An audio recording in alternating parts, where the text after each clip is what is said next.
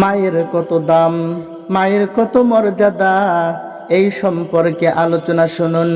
নবীজির একজন সাহাবী আবু হুরাইরা রাদিয়াল্লাহু তাআলা আনহু বলেন, এক ব্যক্তি আল্লাহ রাসূল সাল্লাল্লাহু আলাইহি ওয়াসাল্লামকে জিজ্ঞেস করলেন, ইয়া রাসূলুল্লাহ, ইয়া রাসূলুল্লাহ, ইয়া হাবিবাল্লাহ, আমি আমার মা বাবা দুইজনই জীবিত আছে গো ইয়া রাসূলুল্লাহ, আমি কার খেদমত করব আমি জানতে চাই।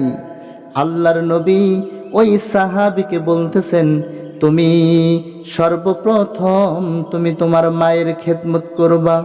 এবার ওই লোকটি আবার জিজ্ঞেস করলেন, ইয়া রাসূলুল্লাহ, তারপর কার খেদমত করব আমি জানতে চাই। আল্লাহর নবী বললেন, তুমি তোমার মায়ের খেদমত করবা। আবার ওই লোকটি আল্লাহ রাসূল সাল্লাল্লাহু আলাইহি ওয়াসাল্লামকে জিজ্ঞেস করলেন, ইয়া রাসূলুল্লাহ, তারপর কার খেদমত করব আমি জানতে চাই। আল্লাহর নবী বললেন, ও সাহাবী, তুমি তোমার মায়ের খেদমত করবা।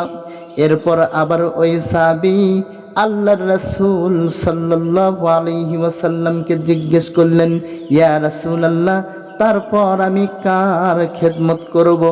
আল্লাহর নবী মুহাম্মদুর রাসূলুল্লাহ সাল্লাল্লাহু আলাইহি ওয়াসাল্লাম বলতেছেন, তুমি তোমার বাবার খেদমত করবা। এই হাদিসকে বিশ্লেষণ করলে দেখা যায় আল্লাহ পাক রব্বুল আলামিন মায়ের খেদমত করার জন্য 3 বার বললেন, আর বাবার খেদমত করার জন্য 1 বার বললেন। এর দ্বারা বোঝা যায় বাবার চাইতে মায়ের খেদমত আমাদেরকে বেশি বেশি করতে হবে। সম্মানিত ভাইরা, সম্মানিত মা বোনেরা, এবার রাবি বলতেছেন, আবু হুরাইরা বলতেছেন, না না, শুধু মায়ের খেদমত বেশি করলেও হবে না, বাবারও খেদমত করা হবে। ওই সাহাবী যদি আল্লাহর নবীকে জিজ্ঞেস করতেন, আরো 2 বার যদি জিজ্ঞেস করতেন, তাহলে আল্লাহর নবী মুহাম্মদুর রাসূলুল্লাহ সাল্লাল্লাহু আলাইহি ওয়াসাল্লাম বাবার সম্পর্কেও আরো 2 বার বলতেন খেদমত করার জন্য। এমন সময় এক সাহাবী আল্লাহ রাসূল সাল্লাল্লাহু আলাইহি ওয়াসাল্লামকে জিজ্ঞেস করতেছেন, ইয়া রাসূলুল্লাহ, ইয়া হাবিবাল্লাহ, আমি জিহাদের ময়দানে যেতে চাই। আল্লাহর নবী বলতেছেন, তোমার কি মা বেঁচে আছে? ওই সাহাবী বলতেছেন, ইয়া রাসূলুল্লাহ, আমার মা বেঁচে আছে।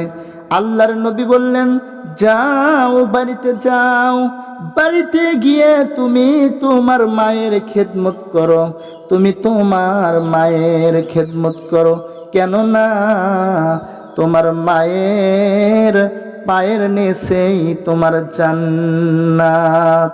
এই হাদিসগুলো আলোচনা করলে বোঝা যায় মায়ের সম্মান মর্যাদা কতটা বেশি।